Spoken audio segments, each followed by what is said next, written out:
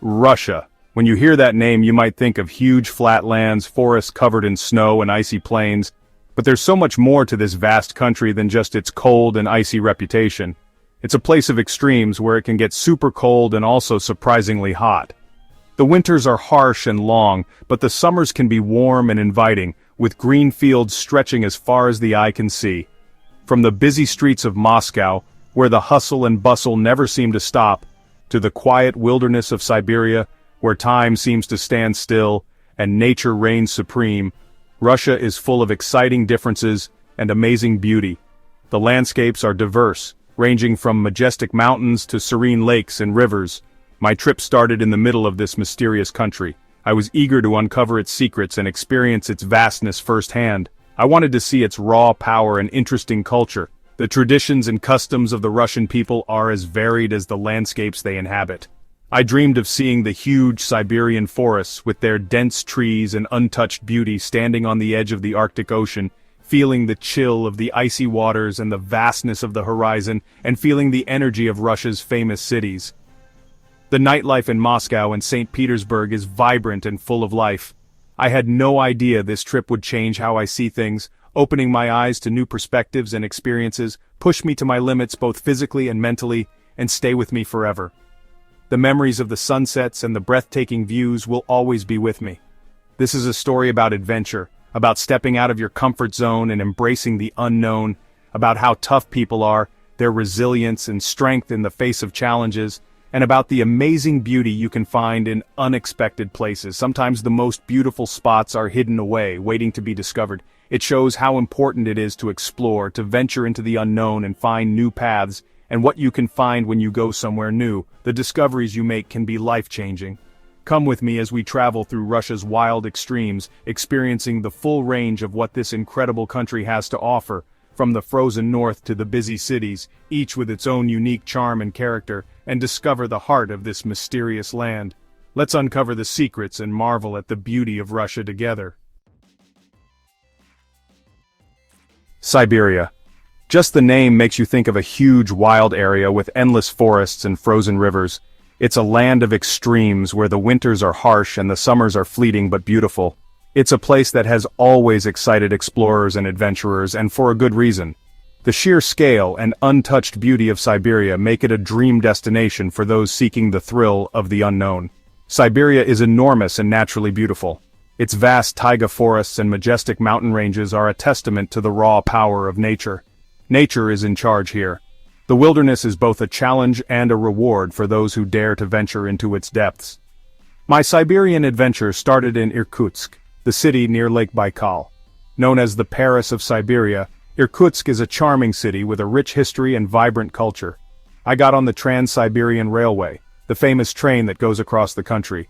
This legendary railway is not just a mode of transport but a journey through time and space. The train ride was an adventure itself, a slow trip through changing landscapes.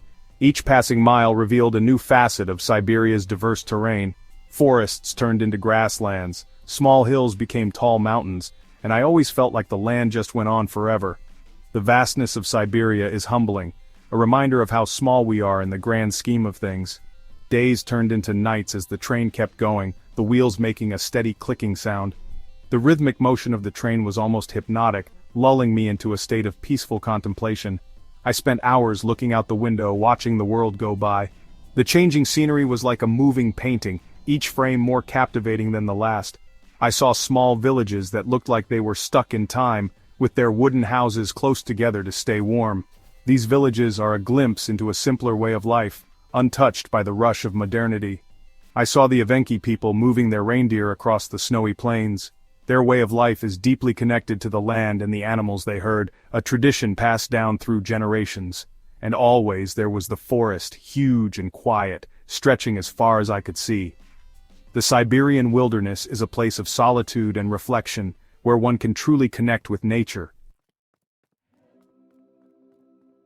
The train went further north, and it got colder every day. The landscape transformed into a winter wonderland, with snowflakes dancing in the air and blanketing everything in sight. I was going to Yakutia, a faraway land with permanently frozen ground and really cold temperatures. This region, also known as the Sakha Republic, is one of the most remote and least explored areas on Earth. Yakutia has the coldest town in the world, Oymyakon, where it can get to minus 70 degrees Celsius. This extreme cold is almost unimaginable, making it one of the most challenging places for human habitation. It's a beautiful but harsh place where it's hard for people to live. The isolation and the severe weather conditions make daily life a constant struggle for survival. Getting to Yakutia felt like going to a different planet. The vast icy wilderness stretched out endlessly, creating a surreal and otherworldly atmosphere. The air was so cold it hurt to breathe, and the ground was like rock. Every breath felt like tiny needles pricking my lungs, a stark reminder of the harsh environment. Everything was white and empty, except for a few trees here and there. The sparse vegetation added to the feeling of desolation and isolation. But even though it was so cold, people have lived here for a long time. The resilience and adaptability of the local communities are truly remarkable. I spent time with the Evenk and Yakut people, learning how they live. Their traditional knowledge and skills have been passed down through generations, enabling them to thrive in this extreme climate. I was amazed by how tough they are, how they can live in a place that would be too hard for most people.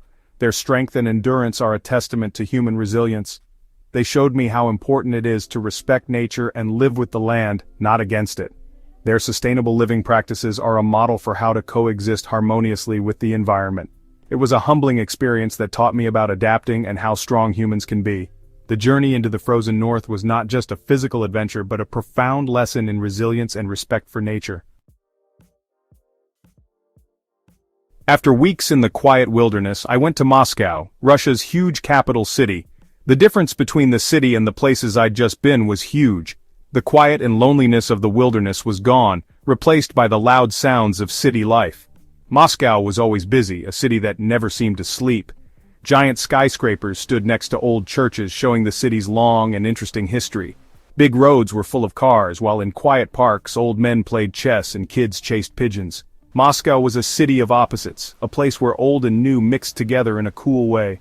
I walked around the city looking at the buildings and enjoying the atmosphere. I went to the Kremlin, the center of Russian government, and Red Square with its famous Lenin Mausoleum and the colorful domes of St. Basil's Cathedral. I went to the city's museums and art galleries, each one showing a part of Russia's rich history and culture. Section 5, St. Petersburg Imperial Splendor. I traveled north from Moscow to St. Petersburg, the old capital of Russia. Peter the Great built this city in the 1700s. It's a city of canals and palaces, showing Russia's powerful past. People call it the Venice of the North because of all the water, and it's easy to see why. Fancy bridges cross the canals and beautiful buildings line the waterways, painted in pretty colors like pink, blue, and green. I spent my time exploring the big streets and small hidden alleyways, finding beautiful buildings everywhere. I went to the Hermitage Museum, one of the best art museums in the world, and looked at its amazing collection of paintings, sculptures, and old objects. I took a boat ride on the Neva River, looking at the city's skyline from the water. St. Petersburg was a city of elegance, very different from the wild areas of Siberia, but even though they were so different, I loved both places. Russia was a land of endless variety, a mix of opposites that made it special. Section 6. The Human Spirit in the Wild. My whole trip, I was amazed by how tough the Russian people are. Whether they were dealing with the freezing Arctic or the busy streets of Moscow, they always seemed determined and happy. Everywhere I went, people were incredibly kind. From the families who invited me into their homes to the city, people who helped me on the subway. In the faraway villages of Siberia, I saw how hard it is to live in such an extreme environment. The long winters being so isolated, the constant fight against the weather, it was a tough life, but the people I met were strong and even seemed joyful. They found ways to survive, to live well, and to build communities in the hardest places. Their strength showed me how amazing humans are, how we can overcome anything. It was a lesson I remembered after I left Russia, a reminder that even when things are hard, there is always hope, and always a way to connect with others and find happiness. Section 7. Embracing the Unexpected. One of the best parts of my trip was all the surprises. Russia was full of unexpected meetings and lucky moments. One day, I might be eating reindeer stew with a nomadic family in their tent. The next day, I might be walking through a famous art museum in St. Petersburg, looking at masterpieces. Sometimes things didn't go as planned. Sometimes I couldn't understand the language or travel was hard. but in those times I learned to go with the flow and see where I ended up. A lot of times it was during those unplanned moments that I met the most interesting people and found hidden, amazing places. Russia taught me to be flexible, to be open to new things, and to find happiness in the unknown. It reminded me that sometimes the best trips are the ones that take us out of our comfort zone and make us try new things. Section 8. The Call of the Wild. As my Russian adventure ended, I thought about how much it had changed me. I had seen the country's huge and different landscapes, from the frozen Arctic to the busy city streets. I had felt the warmth of its people, their strength, and their deep connection to their history. But most of all, I was moved by the power of nature, how big and grand Russia's wilderness was. I felt a sense of awe and wonder that I hadn't felt much before, a feeling of being small compared to the forces of nature. I kept that feeling with me after I went home. It reminded me how important it is to protect these wild places for the future. Russia made me appreciate the beauty and fragility of our planet and want to protect it more. It also made me want to explore more, to find wild places, to test my limits, and to see the world in all its variety. Section 9. A Journey for the Soul.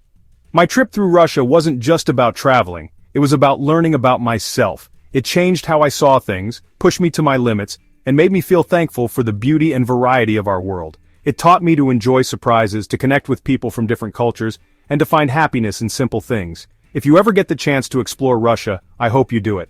Go beyond the usual tourist spots, learn about the local culture, and let yourself be surprised. You might find that this land of extremes will capture your heart and change you forever. Go, explore, discover the world's wild places, and let them inspire you. Like the famous explorer John Muir said, "The mountains are calling and I must go."